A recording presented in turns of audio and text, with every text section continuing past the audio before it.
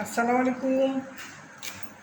কাঁচা আম কাসুন্দি দিয়ে মাখাচ্ছি।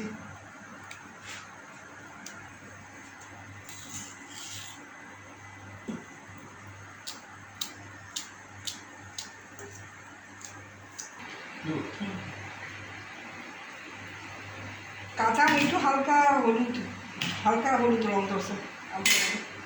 দিয়ে দেবো এর মধ্যে চিনি,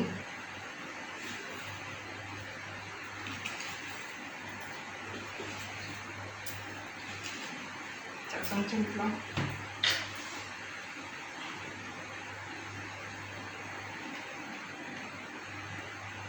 অল্প করে দিয়েছি, সরষের তেল দিলাম, কাসুন্দি,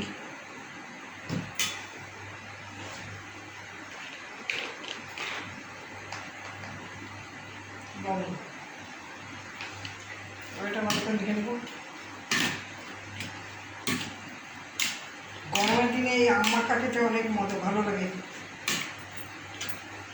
মুখ সিদ্ধ সিদ্ধ হয়ে থাকে, এখন এই আম মাখা খেতে খুব মজা।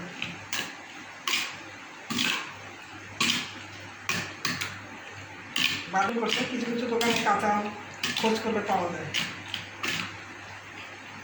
হয়ে গেছে আম মাখা, কাসুন্দি দিয়ে আম মাখা।